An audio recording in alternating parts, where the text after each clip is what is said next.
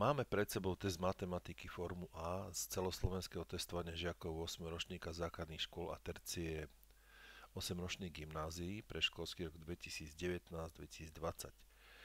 Tie príklady sú vytvorené spoločnosťou Exam Testing v rámci projektu Compare. Tak poďme si tie príklady spolu pozrieť. Príklad 1. V ktorom obrázku je vyfarbená iná časť celku ako na zvyšných troch?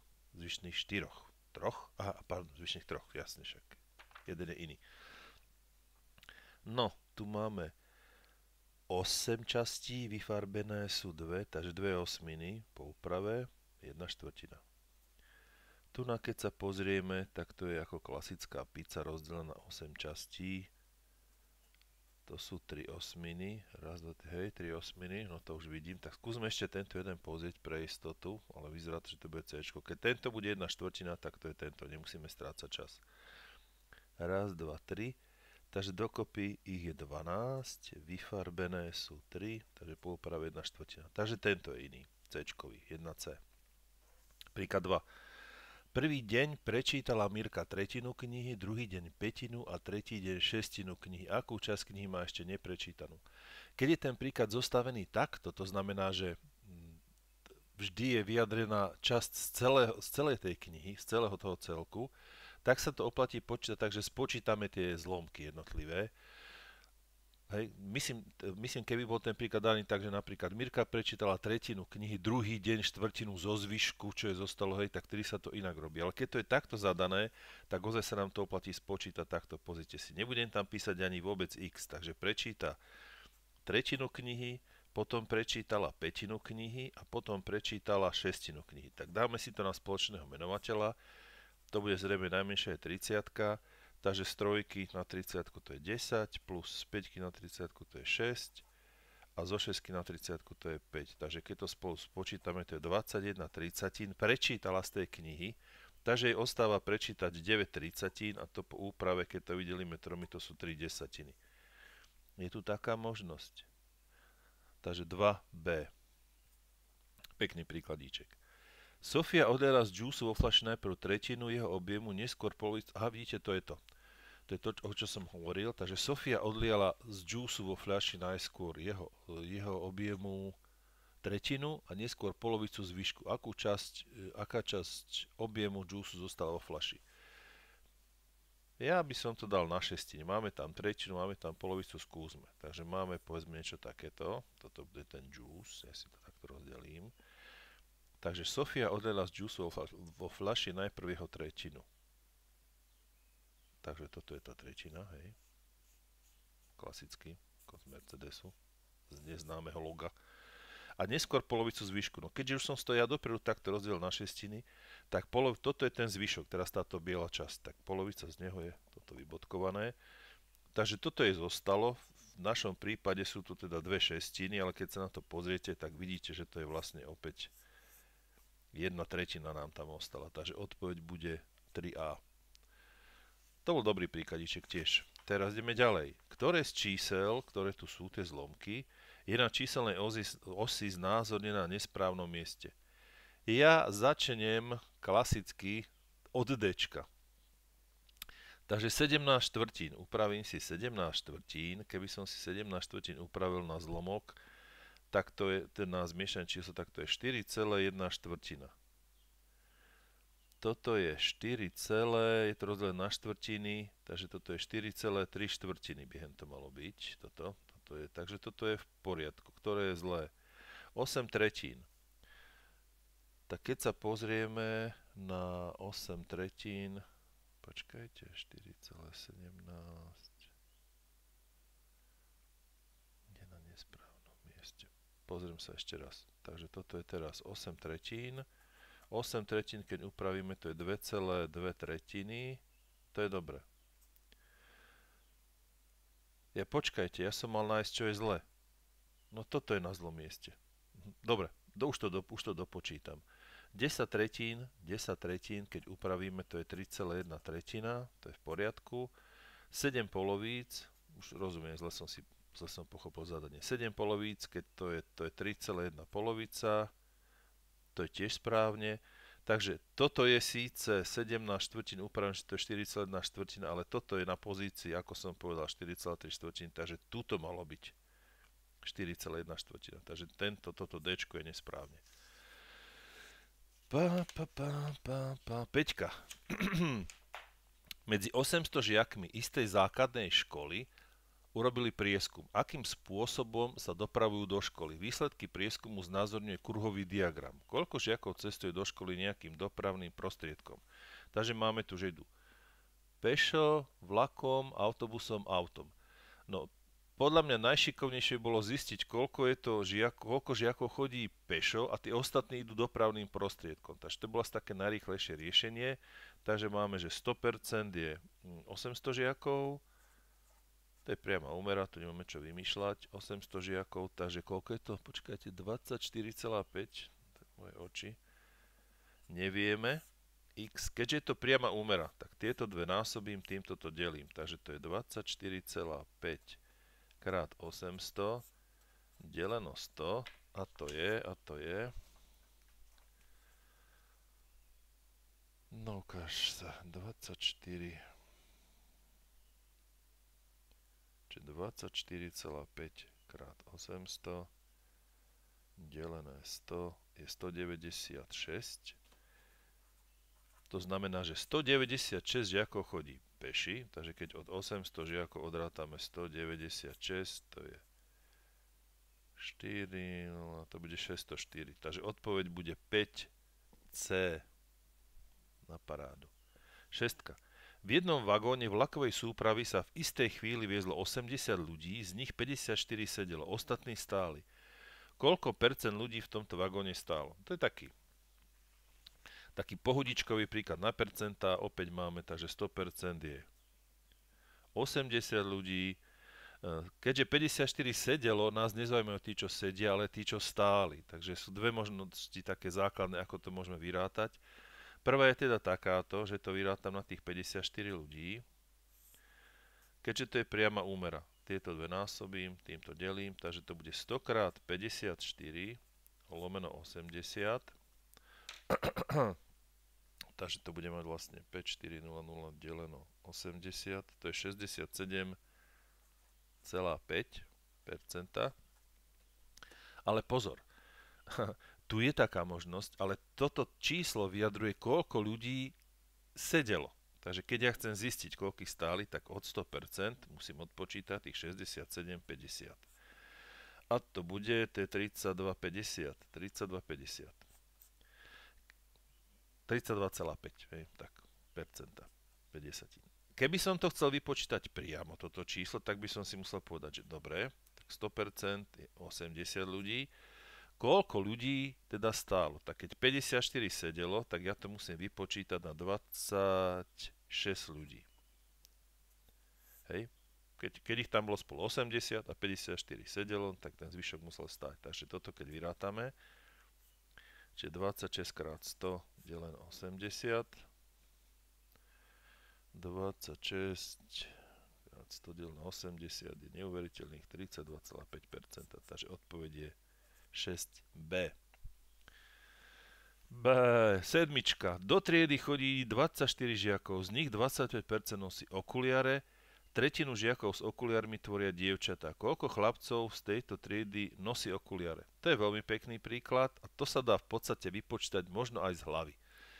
Tak poďme spoločne. Keď do triedy chodí 24 žiakov a 25% nosí okuliare, 25% zo 100 je aká časť? Zlom v tvare zlomku. To je štvrtina. Hej, takže keď 25% zo 100 je štvrtina, tak štvrtina z 24 žiakov, 24 deleno 4 je 6. To znamená, že 6 žiakov nosí okuliare. A teraz, tretina z nich sú dievčatá. Tak tretina zo 6 sú dve dievčatá. Takže ten zvyšok, ktorý tam ostáva, musia byť zrejme chlapci. A keďže dohromady tých, čo nosia okuliare je 6, tak tí chlapci musia byť 4. Takže odpoveď je 7C. Pekne zostavený príklad, ktorý sa dá ozaj vypočítať aj nejakou úvahou bez toho, že by ste to museli nejak písať. Príklad 8. Ktorá dvojica veličín je navzájom nepriamo úmerná? svieti tu jeden prstiek, to znamená, že len jedna taká možnosť je tam správna, tak ako pri všetkých tých ostatných zadaniach. Tak sa na to pozrieme. Rýchlosť chôdze a čas potrebný na prejdenie danej vzdialenosti. Presne, toto je nepriama úmera, hotovo, vymalované. Prečo? Čím pôjdete rýchlejšie, tým sa vám skráti ten čas. Hej? Takže to je nepriama úmera, to je jasné. Tam nemusíme ďalej nad ničím špekulovať. Príklad 9. Ak necháme vypariť 10 kg morskej vody, získame 350 g soli. Koľko kg morskej vody musíme dať vypariť, ak chceme mať 7 kg soli? Fúha, no to bude dosť kilogramov, takže to je príklad. Počkajte, čo máme vyrátať? Máme vyrátať, takže dáme takto, že máme 350 g soli. Na to sme potrebovali 10 kg vody. Chceme mať 7 kg tej soli, takže to si musíme premeniť na rovnaké jednotky, takže to bude 7000 g. Hej, to je jeden. Tieto príklady nebývajú zložité, takýto typ, len musíte si dať pozor na premenu jednotiek a čo vlastne máte vypočítať. Takže 7000 g soli máme mať a koľko vody potrebujeme. To nevieme. No, keďže to je priama úmera, čím viac vody máte, tým viacej soli, tak sa to ráta tak, že tieto oproti sebe vynásobíte, týmto vydelíte. Takže x sa rovná 7000 krát 10 lomeno 350, takže tu budeme mať koľko? 7000 deleno 150. Fúha, no to teda vyšlo. 200. Potrebujeme 200 kg morskej vody. Potrebujeme, aby sme dostali. To sa ale dalo predpokladať, že to bude veľké číslo.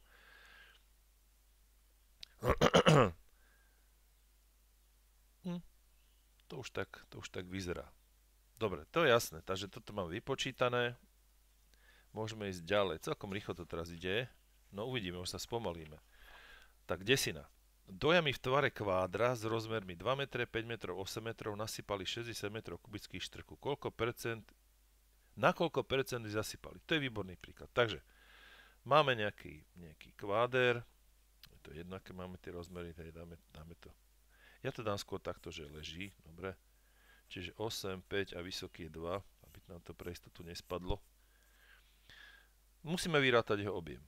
V poriadku. Takže keď si to vypočítame, 8 krát objem sa ráta A krát B krát C, to viete, takže toto sa dá zrejme aj z hlavy vypočítať, aspoň ten objem 8 krát 5 je 40, takže 80 metrov kubických tam vošlo.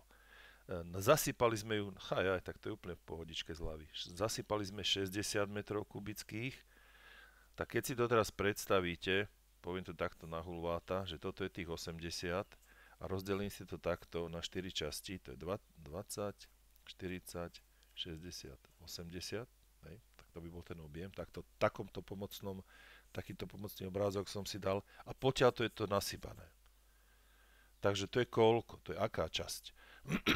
No to som nasypal 75%, 25% je prázdneho. Teraz bola otázka, že na koľko percent je zasypaná, takže na 75%, takže 10C.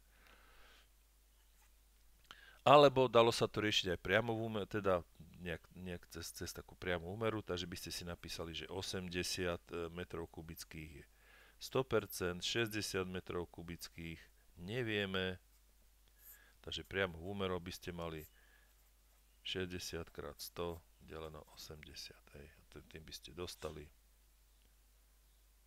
to isté, ten istý výsledok, že to je 75%. Tak, 11.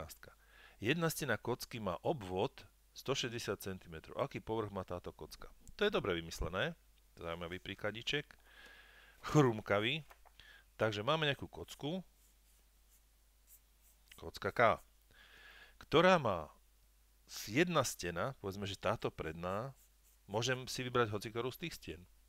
Anička sa hlasí. Áno, Anička, správne. Môžem hociktorú, pretože to je kocka a tá má všetkých 6 stien rovnako veľkých. Takže keďže toto je tá naša stena, ktorú sme si vybrali a obvod tejto steny je 160 cm a obvod sa ráta 4 krát tá strana. Keby ste aj nevedeli ten vzorec, tak sú 4 tie strany a sú rovnako veľké, takže každá z nich musí byť 40 cm. 40, 40, 40, 40. Aký povrch má tá kocka? Tak povrch kocky sa ráta, takže vypočítame obsah jednej tej steny, obsah teraz, takže to bude 40x40 a takých stien je tam 6, takže krát 6. Takže keď to dáme, to bude 6 krát 1600. To je 9600 cm štvorcových, táto je teda možnosť 11, D. 12. Škatuľa v tvare pravidelného štvorbokého hranola má objem 1 liter. Hra na štvorcovej podstave meria 0,5 decimetra. Aká vysoká je škatuľa? No, využijeme druhú časť papiera. Takže máme nejaký štvorboký hranol. Toto žiakov niekedy občas mýli. Tých z dediny ani veľmi nie, lebo napríklad väčšina tých predstav je taká, že kocka má všetky kocka má rovnaké hrany, rovnakú veľkosť a nejaký kváder alebo hranol, ten by mal mať akože všetky tie tri rozmery rôzne. No ale nemusí mať, lebo napríklad, keď ste stali nejaký altánok, tak tam presne máte niečo také, že čo 10 cm, 10 cm, je to 200 metrov. Hej. Tak toto je podobný príklad. Máme nejaký štvorboký hranol a jeho objem 1 liter. To znamená, že A krát B krát C 1 liter. No, dám asi čistý papier. Takže ešte raz. Toto dáme to menšie. Takže toto bude tých 0,5 decimetra. Toto je tiež 0,5 decimetra, tak je to dané, hej, 0,5 decimetra. A tento rozmer nevieme. Tento je neznámy. Ale vieme, že objem sa ráta ako A krát B krát C. Počkajte, musím si kýchnuť. Pardon. No. Teraz ale ten je problém, lebo tu je napísané, že ten objem je 1 liter. Takže keď V je 1 liter, čo s tým? Nikomu to neprezrate, prosím vás, ale 1 liter to je vlastne 1 decimeter kubický. Takže my vieme, že súčin týchto čísel vyjde 1, čiže 0,5 krát 0,5 krát nejaké tajné číslo, ktoré bude výška toho hranula. Musíme ju takto vypočítať. Takže rátajme spolu. To bude 0,5 krát 0,5 je pozor 0,25. To je prvá taká obrovská pasca, ktorá čaká tých žiakov, ktorí sa snažia rátať z hlavy tak rýchlejšie. Hej, lebo budete dve miesta za 10 čiarkou, takže nebude to 2,5, ale 0,25 krát x. No a toto v podstate tu ani nie je veľmi o čom uvažovať, takže ktorým číslom, keď vynásobíte 0,25 dostanete jednotku, takže to bude štvorka. Alebo teda by ste to museli rátať tak, že by ste to vydelili, takže 1 deleno 0,25, to vám ide x, takže to bude 4. Takže 4 decimetre musí byť vysoký ten hranol. Príklad 13. Bratia Peťo a Páľo dostali k meninám rovnaké čokolády. Peťo svoju čokoládu rozdelil na 24 rovnakých dielikov a 8 z nich zjedol. Páľo si ju rozdelil na 6 rovnakých dielikov. Koľko z nich má zjesť, aby zjedol rovnakú časť čokolády ako Peťo? Luxusný príklad, luxusný. No, takže Peťo, Pálo, toto je pre mňa problém. Takže Peťo má 24 dielikov čokolády a zjedol 8. To je zjedol 8 lomeno 24, takže zjedol 1/3. Paľo si rozdelil čokoládu na 6 dielikov, takže ten bude mať dole 6. Hej. A čo musí mať hore, aby mu to vyšlo 1/3? Počúvam vaše nápady. Čo musí byť tu na to, keď sa preberajú zlomky, toto je jeden zo základných takých cvičení, ktoré tam bývajú. Takže ako ste zo 6 spravili 3? No, vydelili ste to 2. To znamená, že aj tu hore musí byť číslo, ktoré keď vydelím 2, dostanem jednotku. Alebo naopak. Ako sme z 3 dostali 6, vynásobili sme ju 2. Tak to isté musíme spraviť hore s tým čítateľom. 1 krát 2 je 2. To znamená, že Pálko musí zjesť 2 dieliky svojej čokoládky. Kto neverí, nech tam beží. Keď sme si to takto mali nakresliť. Chce sa mi to kresliť 24. Dobre, dáme to takto, že ju rozdelil takýmto spôsobom. 1, 2, 3, toto je 1, 2, 3, 4, 5, 6, 7, 8. 1, 2, 3, 4, 5, 6, 7, 8. Toto si ju rozdelil Peťo a zjedol 8 tých dielikov. Raz, 2, 3, 4, 5, 6, 7, 8. Toto zjedol. Logicky, koľko by mu to malo zostať? Raz, 2, 3, 4, 5, 6, 7, 8, 9, 10, 11, 12, 11, 14, 15, 16. 16 by mu ich malo zostať. Lebo to si môžeme opäť rozdeliť, že to bude, keď to dáme na polovičku, zase to bude 8. Dalo by sa to aj takto nejak elegantne, aby ten tvar vyšiel rovnako? Asi nie, ale to nevadí. Takže to budeme mať musel zjesť toto. A toto musel raz, 2, 3, 4, 5, 6, 7, 8. Hej, takto si ju rozdelil.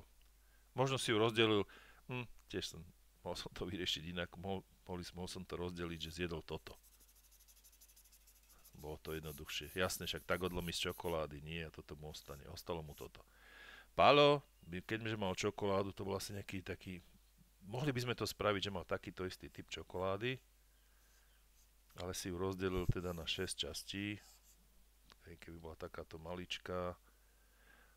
Nakreslím to, že mal podobný tvar, dobre? Že dostal rovnakú čokoládu. Raz, 2, 3, 4, 5, 6, 7, 8. A keďže on zjedol... Aby to bolo rovnako, on ju mal rozdiel na 6 častí, tak ja si to rozdelím takto. Dá sa to nejak rozumnejšie rozdeliť.